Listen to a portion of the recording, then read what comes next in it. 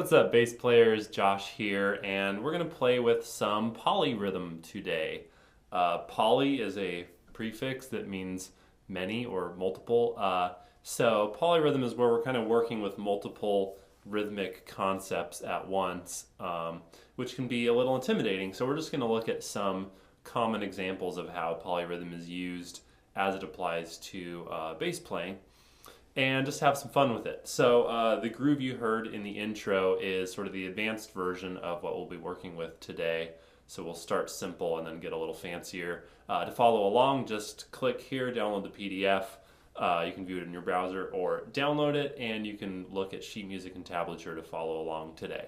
So what we're dealing with, we'll just jump right in here, is a groove in C Mixolydian-ish. There's a little bit of chromaticism here.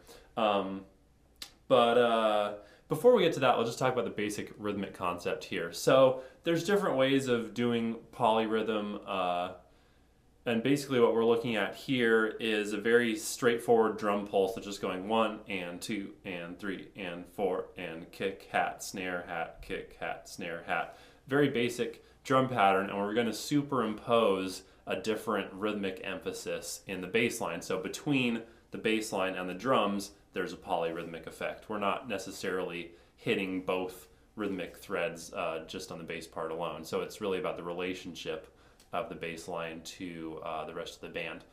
So what we're doing here is we've got a bar of 4/4. We've got 16 16th notes in that bar. Normally the way you'd group those is 1 E and a, 2 E and a, 3 E and a, 4 E and a, 4 groups of 4 16th notes makes up a typical bar 4/4. What we're going to do is just group them differently. So rather than doing groups of 4 16th notes at a time, we're going to do groups of 3. So what that does in effect is the normal pulse of the tune is 1 E and a, 2 E and a, 3 E and a, 4 E and a, with 4 per group. What we're doing now with 3 per group is we're going to get ahead of ourselves, and we're going to be moving along with a pulse that gets to the end of its circuit faster than the normal bar of 4/4.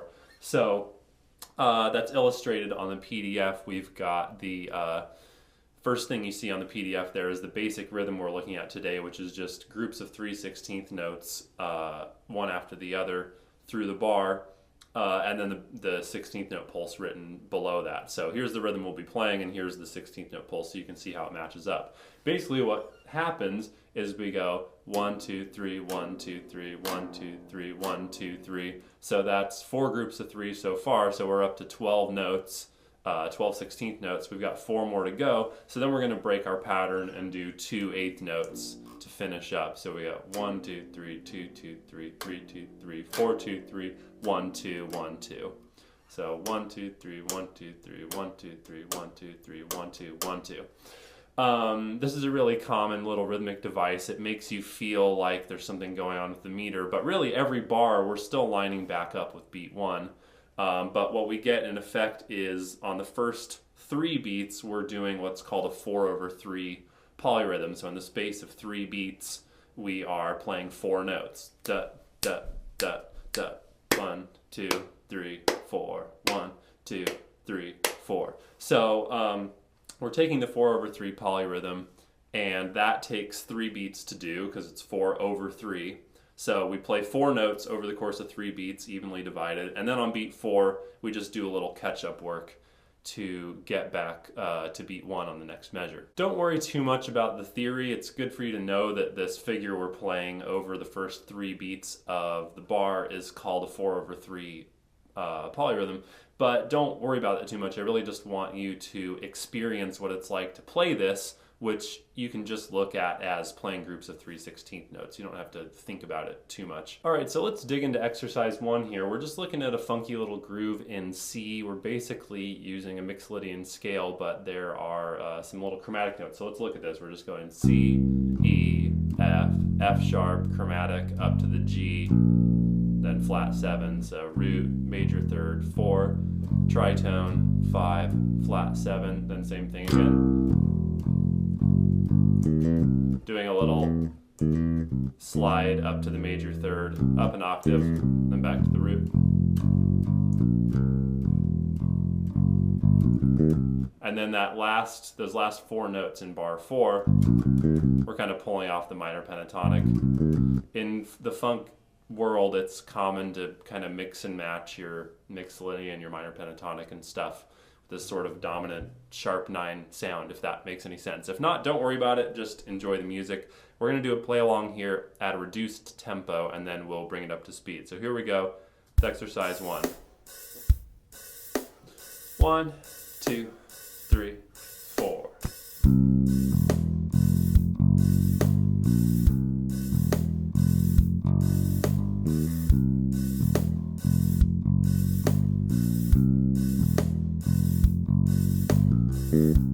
Let's do that again at full speed. Here we go. 1, 2, 3 and a 4 E and a.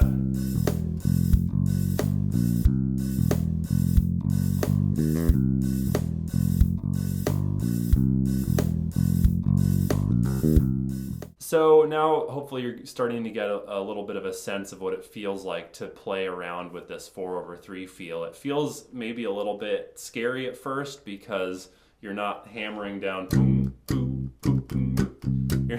You're not playing on the beat the whole time. You're sort of superimposing your own little pulse. So it requires a little bit of confidence. So, playing around on your own before you take it out in public is probably a good idea. And personally, I found it valuable to spend a lot of time clapping this kind of rhythm out. I did this with a lot of different rhythms and polyrhythms, but just tapping a quarter note with your foot, which you can't see my feet, tapping a quarter note with your foot and then clapping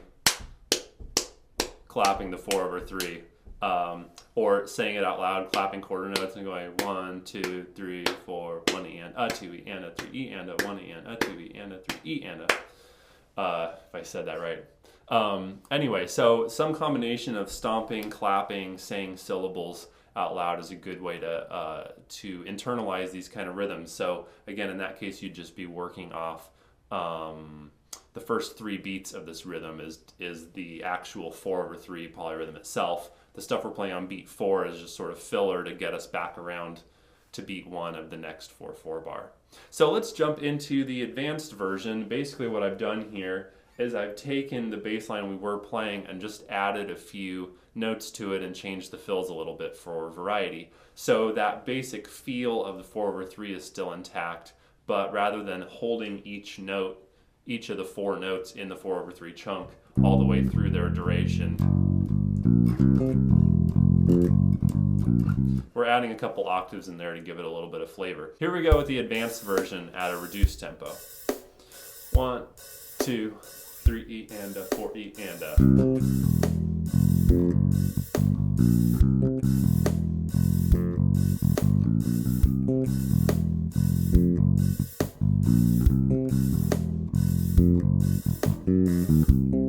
So this is a very similar bass line. We're just making a few modifications. That first C that we were holding for a dotted 8th note, we've now turned into root octave root for 3/16, holding the E for the same duration.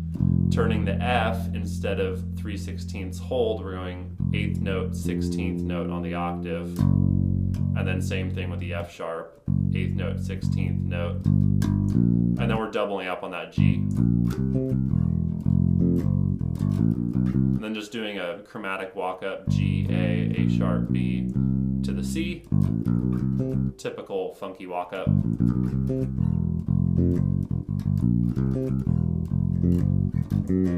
And then kind of pulling off the blues scale for that last riff. We've got the 5th, tritone, 4th, minor 3rd. You can play that minor 3rd on the D string if you want to. You can throw a pull off or something in there if you want for flavor also. So again, just basically working off the mixolydian / tiny bit of chromaticism / a little bit of blues scale, minor pentatonic. Here we go, full tempo for exercise 2. 1, 2, 3 E and a 4 E and a.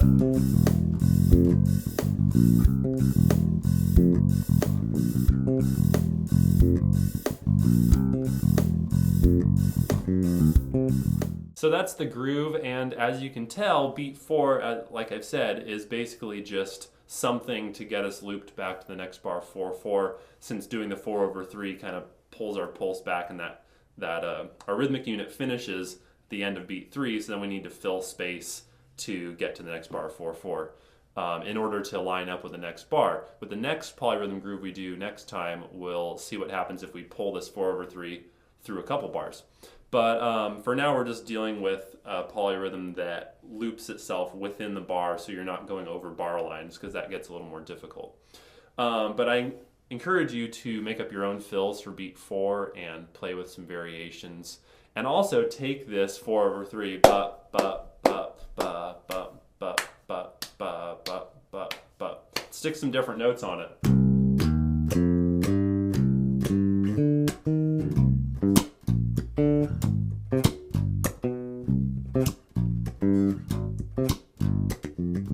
You know, just play with that feeling of that rhythm.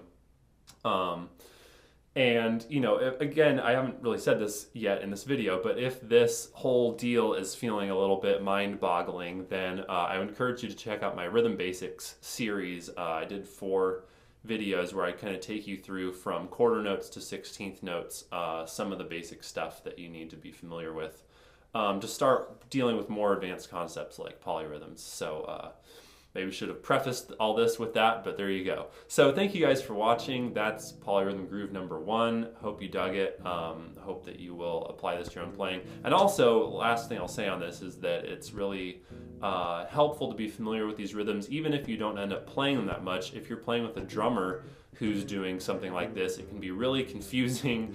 I can tell you from experience if you're not hip to what's happening, because if you sort of know where he's going with it, then there's just more confidence to hold the original pulse until everybody catches back up to each other.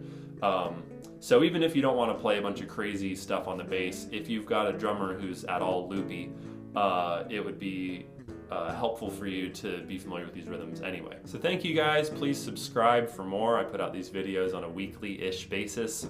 And if you'd like to support me in continuing to make them, you can check out my Patreon page where you can get cool rewards for being a supporter there. Or you can just make a donation through my website. Real easy. And also, you can buy Beastly Scales and Arpeggios, which is an advanced scales and arpeggios book for bass guitar. Also, sometime within this year, 2015, you'll be able to buy my new scales and arpeggios book that's more beginning and intermediate, which I know for many of you will be more appropriate. So keep your eyes out for that. Thank you guys for watching. Be excellent to each other and party on, dudes.